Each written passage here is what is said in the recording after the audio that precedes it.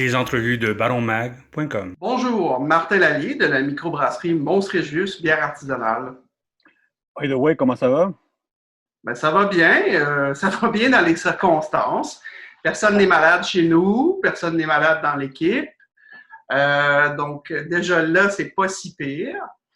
Au niveau de l'industrie des ventes, ça continue de se maintenir pour nous. Par précaution, on a choisi de ralentir l'activité pour protéger la trésorerie, s'assurer que l'argent rentre avant qu'il n'en sorte de nouvelles. Et puis, on a la chance, dans le fond, de certains éléments, certains aspects de nos circonstances. On est une brasserie industrielle, donc on distribue de la bière. On a un distributeur qui focalise beaucoup sur les supermarchés, les épiceries et autres, qui, elles, vont très, très bien, continuer de vendre normalement, et même plus un peu qu'en état hors pandémie. Donc, ça va très bien. On a même eu une semaine record de vente il y a quelques semaines, en caisse de canettes en plus. Donc, ça va très bien, cet aspect-là. Du côté des points de vente, des détaillants indépendants, c'est sûr qu'ils vivent des difficultés, là. J'ai énormément de sympathie pour eux. Ils se retrouvent dans un changement de paradigme d'affaires complet, là, devoir livrer de la bière ou accueillir une personne à la fois, parce qu'il y en a beaucoup qui sont tout petits, puis bon, une, deux personnes à la fois maximum. Donc, ça change énormément, j'imagine, leur façon de procéder, leur chiffre d'affaires aussi. C'est un gros défi. C'est un gros défi pour tout le monde. Nous, on a ralenti pas parce que les ventes ne vont pas bien. Comme je te dis, elles vont très bien. C'est juste qu'il faut s'assurer de faire en sorte que dans 2 mois, 3 mois, quand on va sortir de là, on espère, bien qu'il y ait beaucoup plus d'incertitudes que de certitudes à notre époque, en 2020. Que dans 2 ou 3 mois, les entreprises qui nous auront acheté de la bière vont être en mesure de nous les payer. Puis ça, c'est un questionnement que moi j'ai. Il y en a d'autres dans l'industrie qui l'ont sur les mauvaises créances déjà existantes, mais aussi à venir, parce qu'il y a beaucoup de ces petites entreprises-là qui malheureusement ne seront pas là jusqu'à la fin de l'année. Donc, il faut être très précautionneux à ce niveau-là. On a une petite boutique, on a commencé à vendre en ligne directement. Donc, les gens font leur commande, paient par Internet et moi, je prépare la commande. J'adore ça, être boutiquier. Les gens viennent nous voir et puis, bon, j'ai leur caisse, on parle un peu ensemble. Ça leur fait du bien de sortir en plus. Le confinement, c'est pas naturel pour l'être humain. Et donc, ils viennent faire un tour, ils sortent un peu, puis on les revoit 1 semaine, 2 semaines plus tard avec une nouvelle commande. Donc ça va bien. Mais c'est juste un petit aspect de l'entreprise. C'est pas le gros de nos ventes, évidemment. Depuis que il y a eu ça fait à peu près 3 semaines qu'on on est bloqué ici. C'est quoi Ouais. les changements que tu as vus personnellement pour ta business, à part les créances, à part la distribution, tout ça? Qu'est-ce qui a changé de la façon de travailler pour toi? Ouais, c'est sûr qu'il y a tout l'aspect, juste l'aspect, on a un employé, on a dû malheureusement le mettre à pied parce qu'on a ralenti la production, donc c'est moi qui fais le travail, tout le travail là, de brassage. On a réduit la quantité de brassin qu'on fait pour être sûr de produire de la bière en quantité adéquate en fonction de la demande du marché. Puis faire les bières aussi, un pattern que je vois beaucoup, la vente de bouteilles. On a encore les 2 types de contenants. Donc, il y a certains produits qu'on a en bouteille et des produits en canette, maintenant beaucoup plus. Les produits en bouteille, les ventes sont complètement arrêtées. Ah oui, OK. La canette continue d'aller très bien. C'est sûr qu'on fait des bières en canette qu'on sait qu'ils se vendent bien. Hein. On fait des types de bières. On fait une Pils à l'italienne, on fait des IPA. Alors, c'est à peu près ça, notre univers en canette pour tout de suite. Là, on a très hâte de commencer les blanches acidulées aux fruits, les bières de blé acidulées aux fruits et à la vanille. Donc, on attend vraiment impatiemment des signes du marché, mais de la société aussi. Et donc, cet aspect-là, c'est une observation. Donc, la bouteille, c'est mort. La canette, ça va bien. Beaucoup, comme je disais tout à l'heure, parce que notre marché de distribution, là, notre réseau de distribution, c'est de plus en plus un réseau de supermarchés et d'épiceries qui, elles, ont vraiment fait un choix de ne plus acheter de bouteilles, ou en tout cas de réduire drastiquement leurs achats de bouteilles. Les consommateurs s'en vont de plus en plus vers la canette. Je n'aurais pas pu dire ça ou imaginer ça il y a quelques années. Et un autre aspect, c'est que de plus en plus, hors des grands centres, selon le feedback qu'on a de notre distributeur, mais de bien des brasseurs aussi, c'est que ça devient de plus en plus un marché d'épicerie. Okay. La distribution de la bière. Donc, il faut performer en épicerie parce que les épiceries ont la chance d'avoir le contact hebdomadaire avec les consommateurs qui viennent faire leurs courses, tout simplement. Et le consommateur n'a pas à faire un détour vers un point de vente spécialisé. C'est malheureux, là, vraiment, pour ce pattern-là. Il y a encore des points de vente qui se débrouillent, des points de vente indépendants qui se débrouillent très, très bien, à mon avis, là, qui font un beau travail de conseil et de gestion de l'inventaire. Pour moi, c'est toujours quelque chose qui m'a fasciné. Tu rentres dans une boutique de bière, il y a beaucoup, beaucoup de choses qui sont un peu comme les livres dans les bureaux d'avocats, dans les séries télé. Il y a toujours des rangées de livres, de décors. Il y a beaucoup de bouteilles sur les tablettes qui dorment là, qui sont juste de l'inventaire de variété. Okay. Et qui sont là, puis tu rentres dans le magasin, tu vois la section de nouveautés en gros, ou c'est la première chose que tu rencontres. Donc, tu prends des nouveautés, tu t'en vas à la caisse. Eux, ils font ça, bien sûr, parce que les consommateurs cherchent beaucoup les nouveautés, puis ils veulent répondre à ça.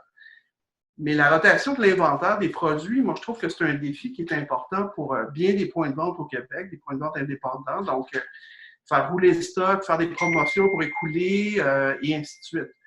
Donc, c'est un aspect, quant à moi, qui doivent travailler, là, mais je trouve qu'en général, ils font un bon travail de conseil. Sauf que le défi, c'est le consommateur sort de son circuit d'achat et de course normale pour aller faire un détour, se faire un petit cadeau, un petit plaisir. Et c'est pas toujours évident qu'il le fait ou qu'il va continuer de le faire, en tout cas, autant qu'il le fait dans les années passées. Je pense dans les trends là, de consommation, il y avait la firme Nielsen qui étudiait un peu ce pattern-là aux États-Unis. Okay. Donc, puis bon, on sait que les patterns états-uniens sont très étudiés. On ne peut pas toujours inférer parce que ce n'est pas la même culture ici, ce n'est pas la même façon de consommer totalement, mais on peut effectivement voir des parallèles et voir les patterns, les chaînes d'achat se refléter ici aussi, quelques années plus tard à l'occasion. Vous avez vu beaucoup de changements pour le web. Maintenant, il y a de plus en plus de détaillants qui se lancent dans le web comme ça. Est-ce que toi, tu as vu quelque chose comme ça? Est-ce que tu vas commencer à pousser plus la vente en ligne, la commande en ligne, tout ça? Oui, parce que c'est vraiment le fun. Je trouve que ça met de l'avant les produits qu'on a à la boutique. Avant, c'était simplement un listing de ce qu'on avait en inventaire à notre boutique.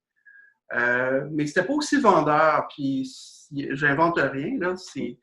C'est bien connu que quand tu vois une photo, quand tu as des détails sur le produit, c'est plus intéressant. Puis, tu as un bouton acheter ou réserver.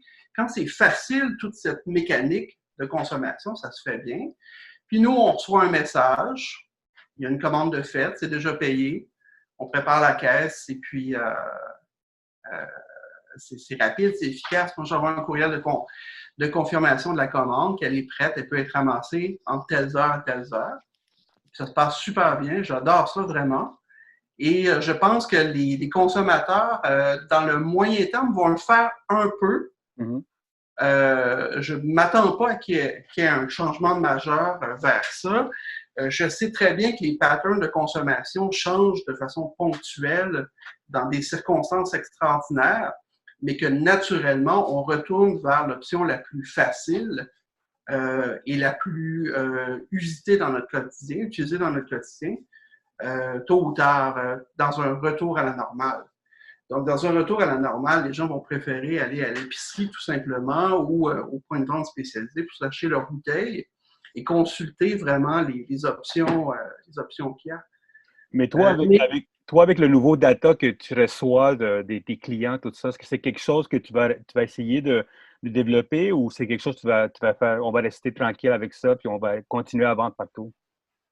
On continue de le faire, on continue de vendre un peu partout, mais c'est sûr que nous, notre modèle d'affaires, nous, on a une petite équipe. Donc, on travaille avec un distributeur qui, eux, font le travail de représentation. C'est qui votre distributeur? Transbro. OK. Que nous, on vient compléter. Moi, j'adore ça. Je me promène, je fais des visites dans les points de vente, rencontrer les gens, voir comment ça se passe, la réalité qu'ils vivent. Puis, eux, Transbro s'occupe de la distribution. Donc, c'est simple pour nous. Ouais. Et nous, ça nous fait une seule facture sur laquelle avoir un suivi, au lieu d'avoir, je sais pas moi, 100 factures par mois à gérer, des suivis de paiement, beaucoup de travail de gestion et d'interaction. Nous, notre vie est simplifiée par ça énormément. C'est sûr qu'il y a un coût à ça. Il y a des aspects revers de ça. Mais je ne vois pas... nous, dans notre situation, on ne va pas aller beaucoup plus loin avec ça. La boutique, la vente en ligne, oui, absolument, c'est super le fun. Est-ce que les points de vente, eux, vont aller vers de la commande en ligne? C'est-à-dire faire eux-mêmes leurs commandes à partir du site de brasserie. C'est sûr que ça marche. Il y a déjà des systèmes qui existent. Là. Il y a PivoHub qui fait ça. Moi, je pense qu'ils font un super travail, c'est une très, très belle option. On rêve d'avoir quelque chose comme ça pour compléter l'effort de représentation et de vente de notre distributeur.